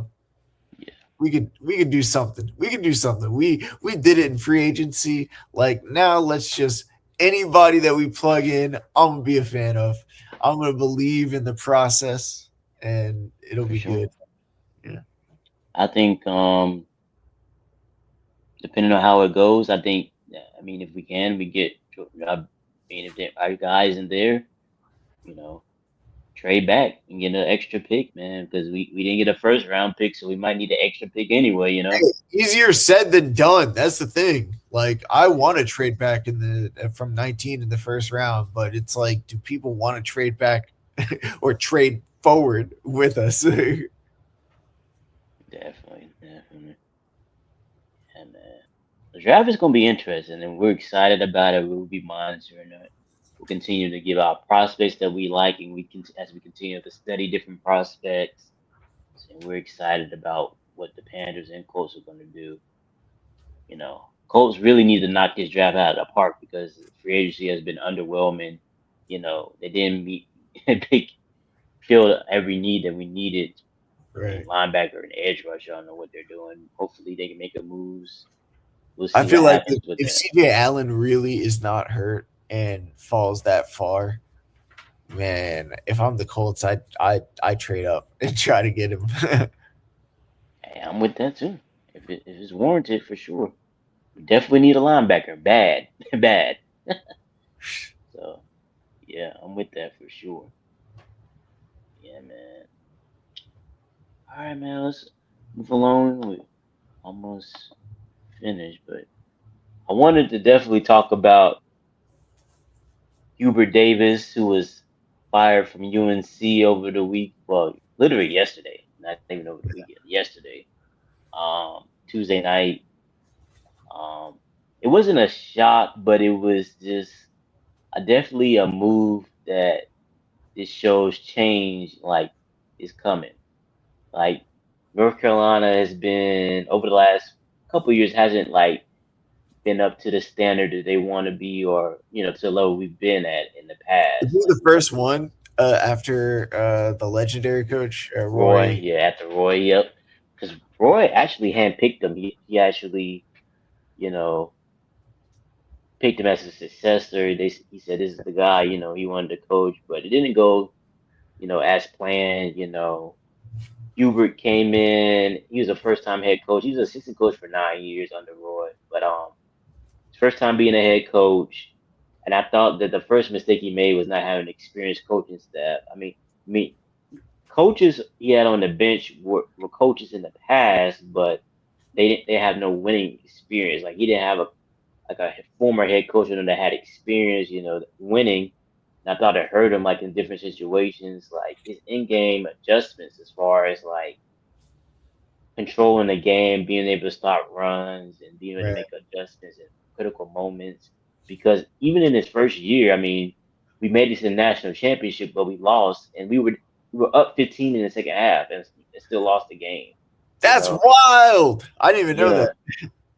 that. So think about that. Being in the national championship, I was excited. I was like, man, because we had an incredible run. Because we didn't have the best regular season, but we got hot at the right time, and we beat Duke in the Final Four. That was one of the best wins in our history. Beating Duke in the Final Four because I Duke heard and about that. Carolina had never I played in the actually Final did. Four before. I knew that. I remember Yeah, that. yeah. So we had those like great wins, and we sent Coach K in the retirement. That was his last game coaching. So Yeah. we beat them in his last game. That was exciting.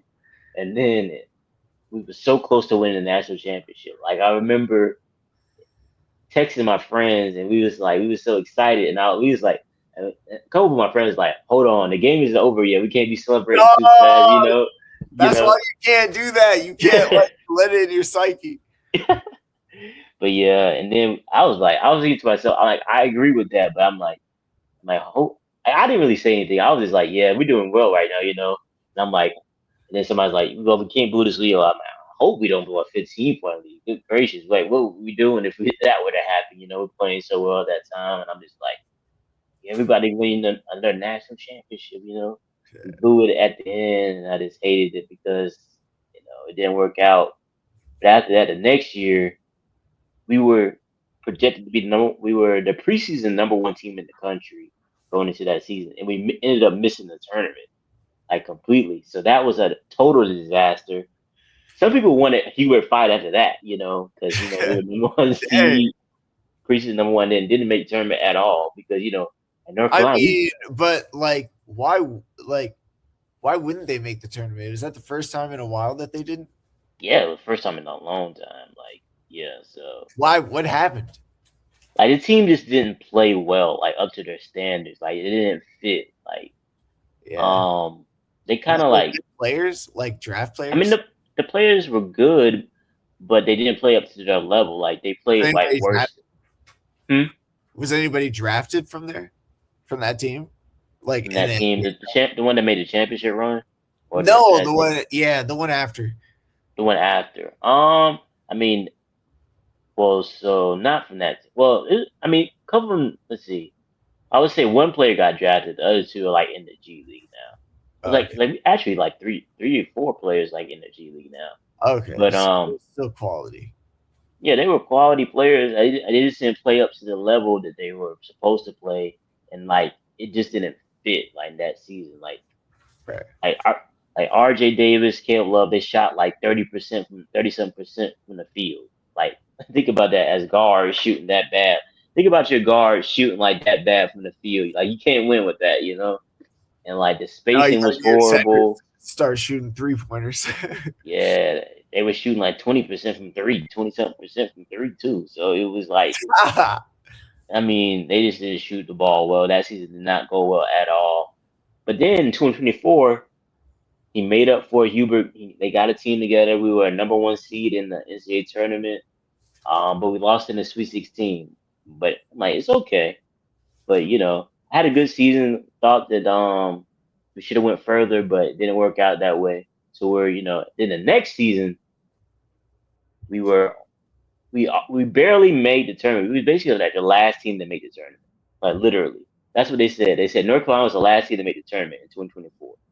So and this is after we made to Sweet Right. 16 in 2023. Right. So but you can see it's the up and down nature, the up and down. And so North Carolina, we used to be consistently at the top, but with Hubert, we was up and down, and for the first time in ever, we lost back to back years in the first round of the NCAA tournament. Like we never lost in the first round of the NCAA tournament back to back years. Like we probably did it once, like the last probably Wait, 25 years. so didn't make it and then lost in the first round? We didn't make it. We made the Sweet 16, then we lost. Like this year and last year, we got eliminated in the first round. Oh my gosh, 2 in a row. Oh wow, that's horrible. Yeah, no wonder he got fired. But it's just like the That's way horrible for North Carolina, dog. yeah, it's just not the standard. It's not what we wanted.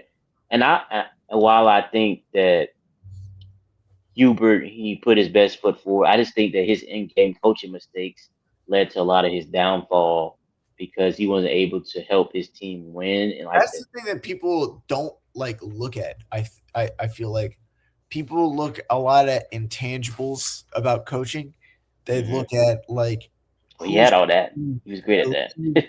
leader of men and Oh, he's like great at that. you know, but like they don't look at like you need to be sharp witted and know exactly what's going on, be aware, be able to analyze all the, and like figure it out quickly. In Like real time. In real yeah, time. yeah, Like that's what he struggled at. Like in-game adjustments. Like think about this. I mean, you've been watching football forever. Like your coach, the initial game plan. right. Let's say let's say they have a game plan. They go into it, and then the team they just like dismantle it. Like they're killing it. Like they destroy it. Like your team just makes no adjustments after that. Like once the initial game plan, once the initial game plan didn't work, it felt like Hubert didn't know what to do after that. It's like, oh, initial game plan didn't work. What do I do now? Like the team is at that Sounds point. like Frank Reich and and Matt Rule and all the Panthers head coaches that we've had before. Yeah, it's like, Literally, it'll just be like, "Oh well, doesn't work. What do we do now?" what do we do And now? then It's like like you're afterwards confused. in the press conference, it'll be like, "Nope, it wasn't the game plan's fault. It wasn't the Yeah. game plan. Our men played valiantly, and we had Exactly. a good game plan." It's like, That's all right, exactly what then what? happened. Then we just lose? Then there's no way we could have won? Like, This used to be his excuse. He'd be like, "We just missed shots." That's what he said. He used to be like, "We just missed shots." I'm like, "What are you talking about? yeah, How about yeah, you he do did. something so we don't miss shots? How about you do something so we can get a good shot? We're not Oh, missing shots anymore. How about oh, you get the players in position where they can score? How that about would you piss me don't? off. That would Well, piss how me about off. you change the defense up? You don't let one player beat you. He'll let one player beat us instead of double team him, blitzing him, getting the ball out of his hands. Because Nah, not it's like, yeah, we just missed shots. Yes, that could be objectively true, but also at the same time, there's reasons that led to that outcome, and also you can change that based off of your game plan. Like, exactly. Exactly. So it's just he he didn't handle it right. I mean, I think a great person, great leader of men. Like I said, intangible stuff good at. In game stuff, no. And another problem I think it was, but the NI new NI, I didn't think that the administration and the donors and the boosters handled the NIL situation well either. They didn't help Hubert out in that area as well. So that's kind of on them. But those same individuals didn't like the in-game coaching, and they aren't accepting mediocre or mediocrity. They think yeah, that which is which is definitely believable or acceptable of what they're thinking. So I just think they were tired of, and they pretty much said it like they're not going. They don't want to give more money to Hubert and his what he think and his. wow, So they had to get rid of him. I hate it for him because Hubert's he's a great good guy. guy. Man, you could tell his passion, love for Carolina. He played at Carolina when he was in college. Yeah, that's the thing too, because like on like Twitter and Reddit and stuff, people are like, "Ah, sucks to see, hate to see it, but it had to happen." Yeah, it had to happen. Yeah, yeah. Like, I mean, they could have went in a different direction if they wanted to, but they just didn't think that he could. That he's the coach, the right coach for the future. I just think they didn't. that's why I say about like older coaches, people underestimate. It's like it's like this with politics too, but that's another story. It's like people underestimate like how much mental acuity plays a role. Like you can be really informed and good, but like in real time, you need to have mental acuity to make quick, sharp decisions. And a lot of times, older people like they just don't have that awareness. Yeah, yeah. I hate it Well, a for him. lot of times younger people don't either, and also a Yeah, lot of yeah, times some old people do. So it's not yeah. all. It's not always the case, but yeah, hate it for him. Wish him the best for sure. But like I said, it just wasn't. They didn't think they should, move forward with him, and think he could push the program back to where they needed to be. So Yeah. now we have a coaching search. For the first time in a long time, we're gonna have a coach that didn't, play for North Carolina, or he probably, a coach under Dean Did or Roy Dean Smith, Williams play or for North Carolina? did he play? I think he. I don't think he played. He was Oh, just on. He was just on the coaching staff. But I think. Well, I think he played basketball, but he didn't play for. yeah. North Carolina, I think. I'm trying to think if he played. I think he might have been on the JV team. He might have been. I'm That trying would to have think. been sick too, honestly. I would have been He coached under Roy. I mean, under Dean Smith. So right. he was under Dean Smith, who won a couple of championships and was a great head coach for the North Carolina. And like like 60s, 70s, 80s, 90s. So and then Roy became, in 2004 he got the coaching job. So then we've been going moving up from there. So we haven't experienced many lows. We've always been one of the top programs in the country. So I mean, as long as I've been alive, my team's always been good. Good. So, Yeah, always. yep. I know. Must be nice. It's like the life of a Patriots fan. We've always been good. So these last couple of years has been hard to like experience these struggles of losing the first Dude, round, not even making the I've only tournament. enjoyed sports at in any level in any way, and this is why it's so enjoyable to see success.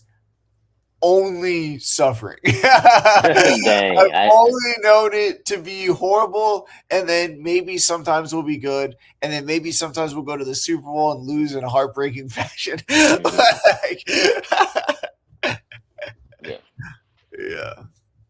yeah. I mean, I was blessed to be able. My dad went to the UNC, so I was pretty much born a Carolina fan. Yeah, So I you're was pretty much indoctrinated just into the Tar Heel yeah, Blue, Carolina Blue. yeah. So from birth, I was already, basically born into it. So that was great. But hopefully they can get back on track. They hire the right coach, and they can get back to where they want to be, where we expect them to be. So Yeah. we'll see what happens. Um, like I said, the NIL thing, they need to make sure they giving up that money because you have to pay players now to be successful in college basketball. You just have to do Well, and that actually affects the NFL draft as well because one thing that I don't know if you noticed about the mock draft, the colleges are all big name programs it. Yep. because now the small guys are just transferring because they're being paid by the big schools Oh yeah, they're transferring to the bigger schools. Yeah. after they have a good year, they just Yeah. transfer. Yeah.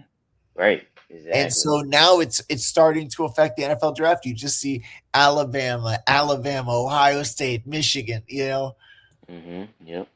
I mean, the whole landscape has changed because of Yeah. NIL. It's been crazy. It's been all over the place, and Which is good and bad. It's bad because it doesn't allocate money to smaller schools you're right. as much, get like attention and allocate hmm money. That's bad, but it's also good because NFL evaluators are able to see like what these rather than seeing them against small schools, you can see how they are against like NFL talent. Absolutely, for sure, for sure. Yeah, man. Is there anything else yet? Any last words before we get out of here? Uh, well, I have to say the Hornets are on a roll. The Panthers are on the up and up, and it's a good time to be a Carolina sports fan. Absolutely, absolutely. Also, we really get into when you get a chance to like talk in depth about March Madness, but it was some good games, throughout the first weekend. But definitely some great matchups this weekend. Duke St. John's, I think it's going to be a really good matchup. Um, UConn and Michigan State is going to be a good matchup. I saw BYU lost.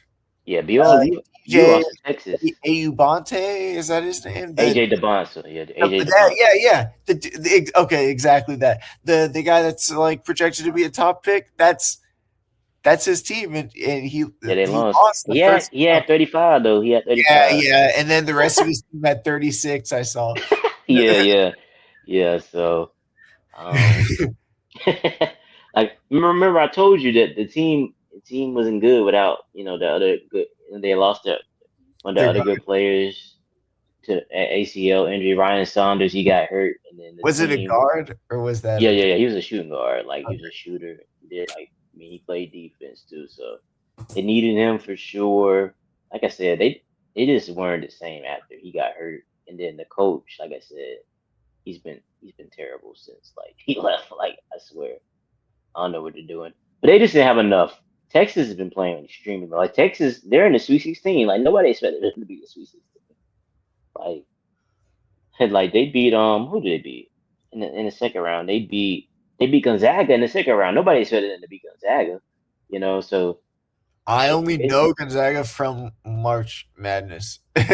yeah, Because I yeah, never heard of that school, and I just every year it's like, oh, Gonzaga gets the buzzer beater against like Kansas, like yeah, for sure. But yeah, man, some good matchups this weekend for sure. So be on the lookout for that. Yeah. Oh, Illinois, Houston, that's gonna be a good matchup too. Michigan out. Oh my God, it's so many good. All the games are good. Let's put it like that. All the games. But I yeah. don't know any of these teams, but I believe. Hey, Darius Acuff, you gotta watch him play because he had 36 in the last game. And Oh, he's been the playing point extremely. guard. Yeah, yeah, yeah. He's really good. You gotta check him out for sure. There's Acuff. They play Arizona this weekend. That should be a good matchup. But he's been carrying that team on his back. Um, basically willed his team to win in the second I round. saw So, the dude. His name starts with a Y. The point forward that we were talking about, like the slasher. are you talking about Yaxel Lindelberg from Yeah, Michigan?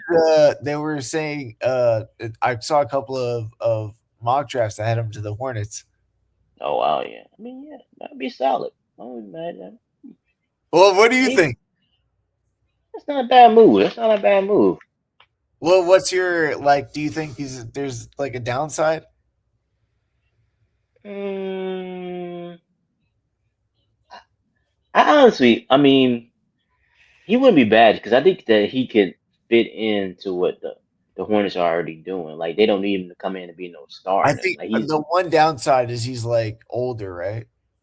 Like 24, which for a big is old because his yeah. body's already done developing. But it's not like the Hornets need him to come in and be a superstar. So they just need him to come in and be productive. Yeah, Do like do like what Miles Bridges does, but at a higher that's level. what I was thinking.